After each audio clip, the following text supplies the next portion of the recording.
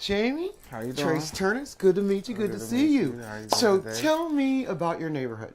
Well, this is East Hills. It's a great neighborhood. It's very involved projects. One of the ones that's really still up and thriving of all the projects that was built in the 70s in Pittsburgh. And we still have a great neighborhood with some great kids and great neighbors and great leaders here still. You have leaders? Tell me about some of your leaders. Oh well, we have a great leader in Monique. She's the president of our center and all of our councils, and she does a great job with what she brings into the community day. She brings community day gospel, and then she does things for the kids. Bring them blow up balloons and all the stuff that the kids need. Yeah. So it's kind of child oriented. Yeah, it's child oriented and gospel oriented too. Great. It's like a good faith. Yes. What would you change about your neighborhood? Well, and when the city parks first built our park, the park is owned by the city. It was Chuck Cooper. Chuck Cooper is one of the first African Americans drafted to the NBA. And he lived in East Hills, and he helped create this park back in the 70s, and it was a great park. It's an amphitheater in the park. It was basketball court. We had Connie Hawkins. We had Corvette clubs, and we had softball games, and all that stuff we had lost through the 80s, late 80s and 90s, during the drug era. And our park has not been touched up or done nothing to in almost 20 years, maybe 25 before when I was a child. We have a park now that sits in front of the neighborhood, but it's about 5 feet from traffic, and there's a lot of room in this park area that they can use to rebuild our parks. And they gave us a new basketball, and they're doing a spray park, and that's a great thing, but our baseball field needs tended to. It don't get tended but once a year, and they do Homewood and they do other neighborhoods very frequently. Why can't they come and drag our field? Because we have a team. We have the East Hills Indians, and then we have the East Hills Braves, and they play, and we're bringing the softball girls 15 and under.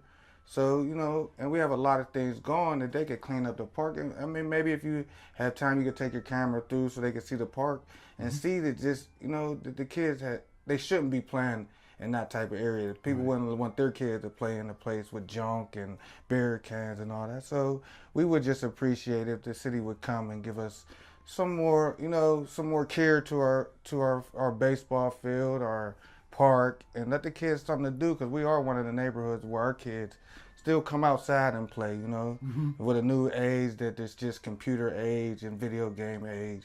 We have kids that fill up our basketball court every day and need places to play. And with Imani taking over the East Hill School, that blocked off that playground.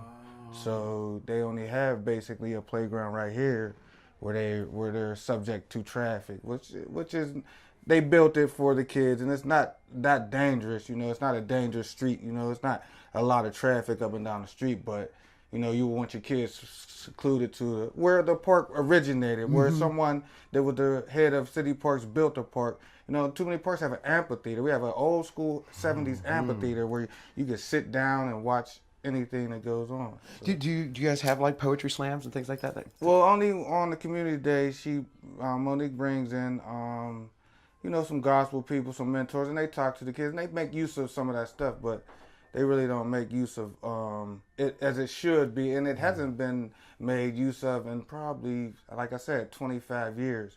I can remember as a kid being held on somebody's shoulder, coming down to the Connie Hawkins and coming down to the Corvette Club and being amazed, and it can be brought back to a neighborhood like this because it's not a violent or it's not a crime-ridden neighborhood, Maybe has one of the lowest crime rates out of any city neighborhood, so it's changed a lot, and with the change should come some change to the neighborhood. I see what you're saying, like financial change.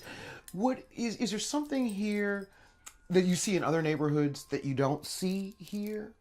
Well, I don't see a lot of kids active in their neighborhoods like they are here, like, coming out and play, playing games and certain stuff that we did as kids, because you get more in touch with your neighborhood as you come outside, The kids sometimes don't know their neighbors because they don't venture into the neighborhood as we did, and that made it hard. It made it better for kids to be raised by a village, because if you know your neighbor, you know her intentions are not bad. If she brings your kid home and wants to tell you something your kid done bad or something that just the kid's not doing in the neighborhood.